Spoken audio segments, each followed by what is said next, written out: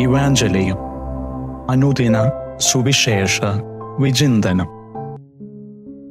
ക്രിസ്തുവിൽ സ്നേഹം നിറഞ്ഞ മാതാപിതാക്കന്മാരെ, സഹോദരി സഹോദരന്മാരെ, ഇന്ന് നാം ധ്യാന വിഷയമാക്കുക വിശുദ്ധ മത്തായി എഴുതിയ സുവിശേഷം 10-ാം അധ്യായം 24 മുതൽ 33 വരെയുള്ള വാക്കുകളാണ്. ക്രിസ്തു തൻ്റെ ശിഷ്യന്മാരെ പ്രേക്ഷിതവേലയ്ക്ക് അയക്കുന്നതിനോടൊപ്പം നൽകുന്ന ഉപദേശങ്ങളും മാർഗനിർദ്ദേശങ്ങളുമാണ് ഇന്നത്തെ സുവിശേഷത്തിൻ്റെ ഇതിവൃത്തം. കർത്താവ് ഇപ്രകാരമാണ് അതിലൊരു വാക്ക് പറഞ്ഞു വയ്ക്കുക: ശരീരത്തെ കൊല്ലുന്നവരെയല്ല, മറിച്ച് ശരീരത്തെയും ആത്മാവിനെയും കൊല്ലാൻ കഴിവുള്ളവരെ നിങ്ങൾ ഭയപ്പെടുവിൻ. അതായത് ചുരുക്കി പറഞ്ഞാൽ, ദൈവത്തെ അല്ലാതെ മറ്റാരെയും നിങ്ങൾ പേടിക്കേണ്ട ആവശ്യമില്ല. എന്നെ ഡീക്കൻ മിനിസ്റ്റർ ചെയ്യുന്ന സമയത്ത് പള്ളിയിലെ കപ്പ്യാരേട്ടനോട് കുറച്ച് വിശേഷങ്ങളൊക്കെ പറയുന്ന സമയത്ത് പുള്ളി പറയുന്ന ഒരു കാര്യം എന്നെ വല്ലാതെ അത്ഭുതപ്പെടുത്തി. അച്ഛാ, ഞാൻ ഈ പള്ളിയിൽ പ്രാർത്ഥിക്കാൻ വരുന്നവരോടൊക്കെ പറയാറുണ്ട്, നിങ്ങളുടെ വിഷമങ്ങളും സങ്കടങ്ങളുമെല്ലാം ദൈവത്തിലും കർമ്മല മാതാവിലും മാത്രം സമർപ്പിച്ചാൽ മതി, എല്ലാത്തിനും പരിഹാരമുണ്ടാകുമെന്ന്. അപ്പോൾ ഞാൻ ചോദിച്ചു, എങ്ങനെയാണ് കപ്പ്യാരേട്ടാ അതിന് സാധ്യമാവുന്നത്? അതുപോലെ തന്നെ കപ്പ്യാരേട്ടന് ഈ കപ്പ്യാർ ശുശ്രൂഷ മാത്രം ചെയ്താൽ വീട്ടിലെ കാര്യങ്ങളൊക്കെ ശരിയാക്കി നോക്കി നടത്താൻ പറ്റുമെന്ന് ചോദിച്ചു. ഉടനെ തന്നെ അയാൾ പറഞ്ഞ മറുപടി ഇപ്രകാരമാണ്: ശരിയാണ് ചാ, ഈ കപ്പേര് പണി കൊണ്ട് എൻ്റെ എല്ലാ കാര്യവും കൃത്യമായിട്ട് ചെയ്യാൻ പറ്റണമെന്നില്ല. പക്ഷേ എനിക്ക് ഈ കപ്പ്യാർ ജോലി കിട്ടുന്നതിന് മുൻപായി മറ്റൊരു ജീവിതമുണ്ടായിരുന്നു. ഒരുപാട് അടിപിടി കേസുകളും തല്ലുപിടി കേസുകളും ഒരുപാട് പ്രശ്നങ്ങളും ബുദ്ധിമുട്ടുകളും നിറഞ്ഞായിരുന്നു എൻ്റെ ജീവിതം. അപ്പൻ മരിച്ചതിന് ശേഷം ഞാൻ ഈ ജോലി ഏറ്റെടുത്തപ്പോൾ എനിക്കൊട്ടും താല്പര്യമുണ്ടായിരുന്നില്ല. എന്നാൽ പിന്നീട് എൻ്റെ ജീവിതത്തിൽ സംഭവിച്ചത് മുഴുവനും അത്ഭുതങ്ങളായിരുന്നു. ചില സമയത്ത് മകൻ്റെ സ്കൂൾ ഫീസ് അടക്കാൻ പോലും എൻ്റെ കയ്യിൽ പണമില്ലാതിരുന്നു. വിവാഹ വാർഷിക സമയത്ത് ഭാര്യയ്ക്ക് നല്ലൊരു സാരിയോ നല്ലൊരു മാലയോ വളയോ പോലും മേടിച്ചു കൊടുക്കാൻ പറ്റാത്ത അവസ്ഥ എനിക്കുണ്ടായിരുന്നു.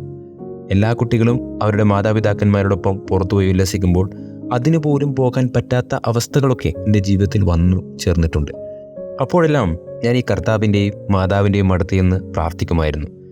അത്ഭുതമെന്ന് പറയട്ടെ, നാം വിചാരിക്കാത്ത, നമുക്ക് പരിചയമില്ലാത്ത ആളുകൾ പോലും ചില സമയത്ത് ചില സഹായങ്ങളൊക്കെയായി നമ്മുടെ അടുത്തേക്ക് വന്ന് എന്നെ ഒരുപാട് സഹായിച്ചിരുന്നു.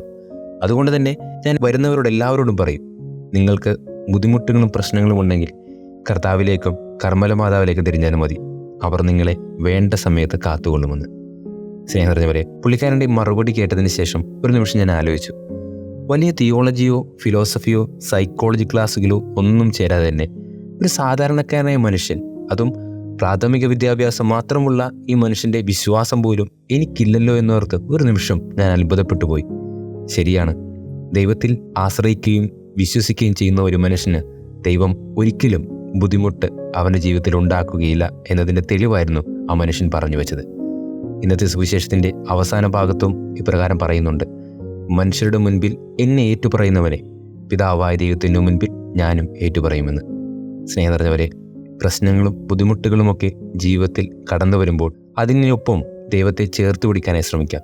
എന്തെന്നാൽ ആ വേദനകളിലും ആ വിഷമങ്ങളിലും ദൈവത്തെ ചേർത്ത് പിടിക്കുമ്പോഴാണ് യഥാർത്ഥമായ അത്ഭുതങ്ങളും അടയാളങ്ങളും നമ്മുടെ മുൻപിൽ ദൃശ്യമാകാൻ സാധിക്കുക. അതിനാൽ ദൈവത്തെ ഏറ്റുപറയുന്ന നല്ല മനുഷ്യരായി മാറാം. സന്തോഷങ്ങളിൽ മാത്രമല്ല, സങ്കടങ്ങളിലും ദൈവത്തെ ചേർത്ത് പിടിച്ച് നഷ്ടധൈര്യരാകാതെ മുന്നോട്ട് പോകുമ്പോൾ നമുക്കും ദൈവം ആഗ്രഹിക്കുന്ന പ്രകാരം നല്ല മനുഷ്യരായി മാറാം. വിഷമങ്ങളിലും ദുഃഖങ്ങളിലും ദൈവത്തെ തള്ളിപ്പറയാതെ അവിടുത്തെ ഏറ്റുപറയുന്നവരാകുമ്പോൾ ദൈവം ഉചിതമായ സമയത്ത് ഉചിതമായ രീതിയിൽ നമ്മുടെ മുൻപിലും ഇടപെടുകയും അത്ഭുതങ്ങൾ ആവർത്തിക്കുകയും ചെയ്യും. ഓർക്കാം സങ്കീർത്തകൻ 113-ാം അധ്യായത്തിൽ പറഞ്ഞു വെച്ച വാക്കുകൾ. സങ്കീർത്തനം 103-ാം അധ്യായം 17-ാം വാക്യം നമ്മുടെ ഹൃദയത്തിലും കോറിയിടാം: തൻ്റെ ഭക്തൻ്റെ മേൽ അവിടുത്തെ കാരുണ്യം എന്നും എപ്പോഴും ഉണ്ടായിരിക്കും. ദൈവം നമ്മെ സമൃദ്ധമായി അനുഗ്രഹിക്കട്ടെ.